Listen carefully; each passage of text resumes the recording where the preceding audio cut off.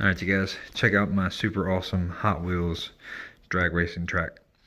I built this like a year ago for a Christmas party that we had here at the house, and I got it back out again and forgot how awesome it was. I wanted to show you guys. So the way this thing works is we got the main computer board here, and this makes all the calculations, and it runs the lights here. So it's got like a regular drag tree. And then also it monitors the sensors. So there's a sensor up here in the front, and then there's a sensor down here in the back.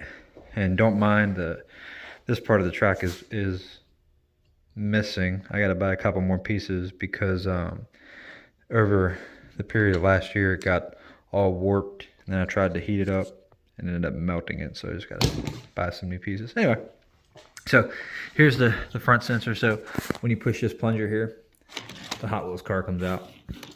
And as you can see how it activates that one sensor. So that data, the timestamp, goes into the computer, and the car goes the whole way down here. And then when it hits this one, that timestamp goes into the computer, and then it makes the calculation.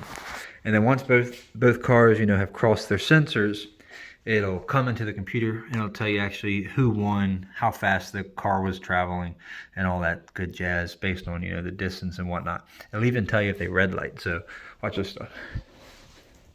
I'm gonna reset this car real quick. And eventually one day I'd like to clean it all up, but until then. So here, I'll do one. We'll run through the lights. So they flash, and then you'll get the tip, tip, tip, and then green. Okay, so I'll run through that, and this time I'll run the car out and I'll red light it before it gets to green. 3. So there you go. So that's a red light, and it's gonna be a really slow run because it took forever. So I'll go ahead and trip these beams here and here, and that'll at least give us some data on the computer. So there you can see lane 1 red lighted.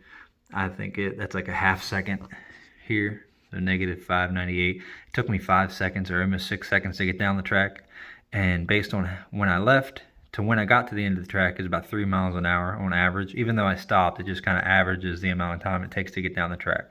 So here, I'll do an actual run now where I shoot this thing out and we can see how fast we can get it. Alright, there we go. And then both cars actually have to finish to get any results on the screen. We can see how fast we went. So there you go. Yeah, 32 miles an hour with a 0.2 or 0.2 of a second reaction time. And the time it took me to get down the track was half a second, which, because of the length of the track, that equates to 32 miles an hour.